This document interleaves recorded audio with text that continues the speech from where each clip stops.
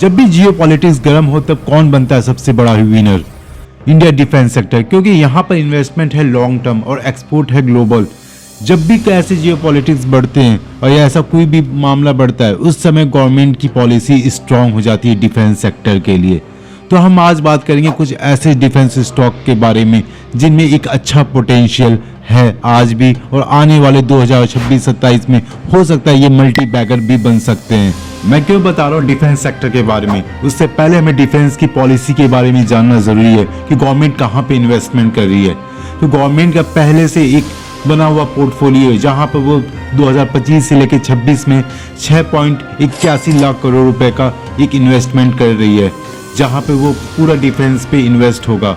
उसके अलावा उनका एक्सपोर्ट टारगेट है कि 500 बिलियन उनको 2019 तक डिफेंस सेक्टर में एक्सपोर्ट एंड मैन्युफैक्चरिंग करना है। और साथ में डिफेंस इंडस्ट्री कॉरिडोर्स का एक प्लान है जहां पे वो तमिलनाडु और उत्तर प्रदेश के अंदर इन्वेस्टमेंट करेंगे 8,658 करोड़, और साथ में एमओयू साइन हुए कुछ एमएसएमई के साथ, जिसका टोटल इन्वेस्टमेंट पोटेंशियल है 53,439 करोड़ का, और ये 2025 में एमओयू साइन कर चुके हैं। ये से डिफेंस सेक्टर की स्ट्रॉन्ग पॉलिसी के बीच में कुछ ऐसे पोटेंशियल स्टॉक जिसके बारे में बात करूंगा, जिनके फंडामेंटल की बात होगी, और फिर मैं आपको चार्ट पे भी जाके उस स्टॉक के बारे में दिखाऊंगा एक बार।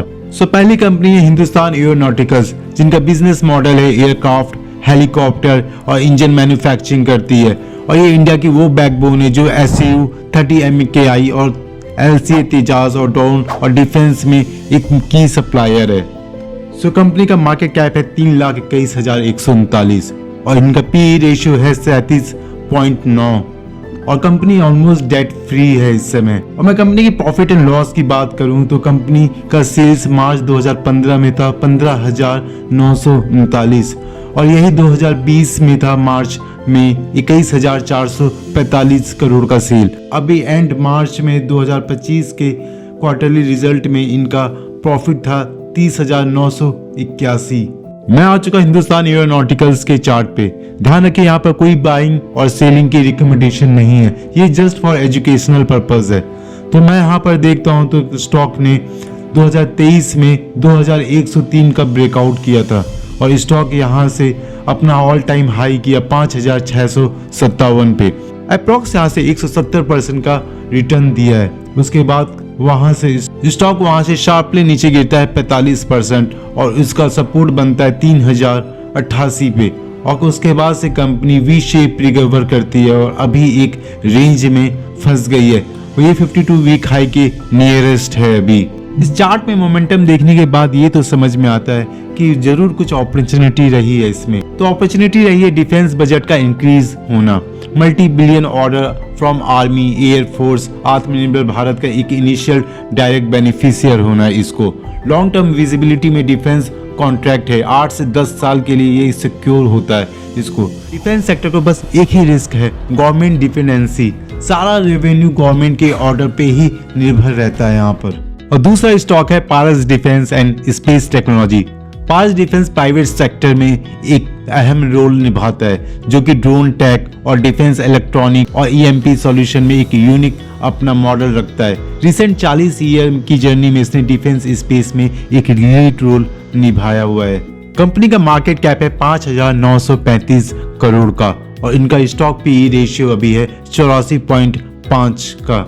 अगर मैं इनके बैलेंस शीट और प्रॉफिट लॉस की बात करूं तो इनका क्वार्टरली प्रॉफिट लॉस जो है ये मार्च 2019 में इनकी सेल थी 154 CR की, और उसके बाद 2020 में अगर देखूं तो इनका 147 CR था, पर यही 2025 के मार्च में 365 CR की रेवेन्यू जनरेट करती है।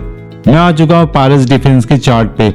अगेन यहाँ कोई बाइंग और सेलिंग की रिकमेंडेशन नहीं है, ये जस्ट एजुकेशनल पर्पस के लिए है। तो यहाँ चार्ट पे अगर मैं देखूं तो 227 के पे ओपनिंग होती है, और 227 से स्टॉक सीधा छलांग मारता है 609 पे। अप्रॉक्स यहाँ से ये रिटर्न देता है लगभग 180 से लेकर 184 के बीच में। स्टॉक फिर यहाँ से रिटेस्ट करते हुए अपने लास्ट सपोर्ट के पास 220 के पास आता है अप्रैल 2023 में।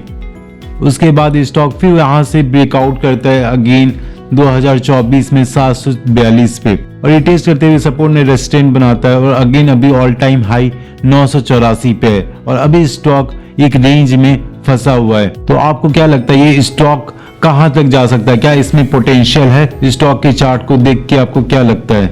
पारस डिफेंस में अपॉर्चुनिटी कहां दिखती है? ये भारत की एक हाईटेक प्रोग्राम है जहां पर इसरो और डीआरडीओ और डिफेंस फोर्स में एक क्रिटिकल कंपोनेंट सप्लायर है। आपको क्या लगता है डिफेंस सेक्टर में पोटेंशियल है? और इन दोनों स्टॉक में से किस स्टॉक में आपको लगता है कि ज्यादा पोटेंशियल है?